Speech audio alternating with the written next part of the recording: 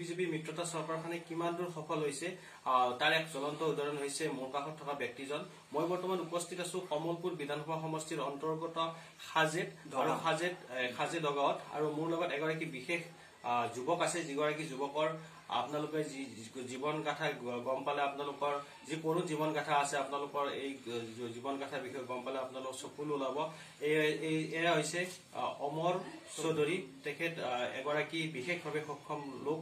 তেখেতে এটা সময়ত সংবাদ সেৱাৰ লগত বহুদিন ধৰি জড়িত আছিলে। মই তেখেতৰ লগত জীৱনৰ লগত কি হৈছিল মই প্ৰথমতে জানিব বিচাৰিছো। আচলতে কি হৈছিলে তোমাৰ? মই মানে ছাগলী ফাৰ্ম এখন খুলিছিলো। মানে কি তাৰ কাৰণে মই ছাগলীৰ কাৰণে কাঠ আনিবলৈ যাওঁতে গছৰ পৰা পিছলি পৰিছিলো। মানে সেয়ে আৰু মোৰ আচল সূত্ৰ। মানে মোৰ হাজাৰ ভাঙি কিনে তাৰমানে তল চাইডে মোৰ কোনো ধৰণৰ মানে খবৰ নহয় হৈ গেল। মানে একো নাই এতিয়া, চকুৰেও এতিয়া ভালকে ধৰিব নোৱাৰা। আগৰ পৰাই মোৰ এটা চকু বেয়া, এনেকুৱা আৰু তাৰমানে বাকীখিনি বিশেষ অসুবিধা এইখিনিয়ে আৰু।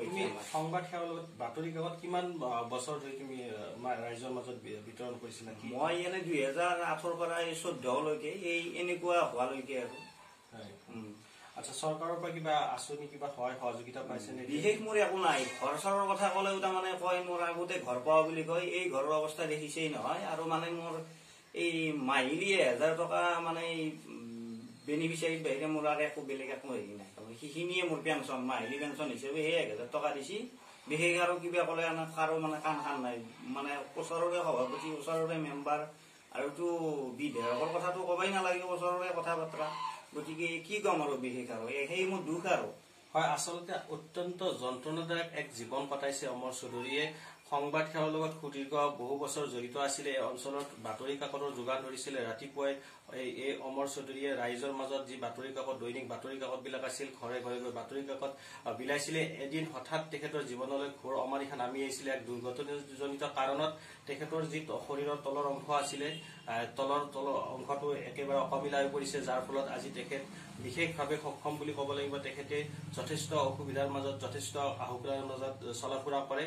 আৰু মই মোৰ কেমেৰা সহযোগী সমগ্ৰ পৰিৱেশটো দেখাবলৈ অনুৰোধ কৰিছো কিদৰে তেওঁ এক জমৰ যন্ত্ৰণা বুলি ক'ব লাগিব গোহালি সদৃশ পৰিৱেশত তেওঁ যি এটা পৰিৱেশত জীৱন ধাৰণ কৰিছে। সঁচাকৈ এক দুখ লগা পৰিৱেশ। ঘৰ বুলিবলৈ মাত্ৰ একো নাই, এটি গোহালি সদৃশ ঘৰ। বিচনা বুলিবলৈ এখন পুৰণা এখন বিচনা। আচবাব বুলিবলৈ একো নাই। যিগৰাকী ব্যক্তিয়ে ইমান বছৰ ধৰি এটা সংবাদ মাধ্যমৰ লগত, এটা সংবাদ সেৱাৰ নিচিনা বৃত্তিৰ লগত জড়িত আছিল, সেইগৰাকী যুৱক আজি সঁচাকৈ খুব এক কদৰ্যময় পৰিৱেশৰ মাজত থাকিবলগীয়া হৈছে। মই আকৌ পুনৰ অমৰ চৌধুৰীৰ ওচৰলৈ ঘূৰি গৈছো। তেখেতৰ পৰা মই আৰু কিছু কথা জানিবলৈ চেষ্টা কৰিম। এতিয়া তুমি জনপ্ৰতিনিধি কি ক'বা, চৰকাৰক কি ক'বা? চৰকাৰক এতিয়া মোৰ এতিয়া অনীহা হৈছে, তাৰমানে অনাস্থা দিব লগা হৈছে। মই একদম একেবাৰে মোৰ বিশেষ আৰু মোক লাগে এটা ঘৰ।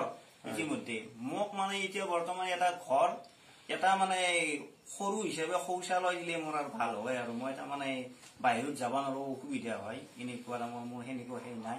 মই সদ্যহতে মই ঘৰ এটা আৰু এটা শৌচালয় বিচাৰো। তাৰমানে এগৰাকী ব্যক্তি, যিগৰাকী ব্যক্তিক মই পৰিচয় কৰাই দিছো, যিগৰাকী ব্যক্তিয়ে ইতিমধ্যে মই কৈছো যে সংবাদ সেৱাৰ লগত বহু বছৰ ধৰি জড়িত আছিলে। তেওঁৰ দুৰ্বিষহ জীৱন আজি অতিবাহিত কৰিছে। তেওঁৰ এটা অনুৰোধ চৰকাৰ ৰজা ঘৰীয়াৰ প্ৰতি, যাতে অতি সোনকালে তেওঁক অন্তত এটি ঘৰ আৰু এটি যি লেট্ৰিন বাথৰুমৰ ব্যৱস্থা কৰি দিয়াৰ কাৰণে অনুৰোধ জনাইছে। গতিকে আশা কৰিছো চৰকাৰে তেখেতৰ যি মনৰ মৰ্মবেদনা চৰকাৰে নিশ্চয় বুজি পাব।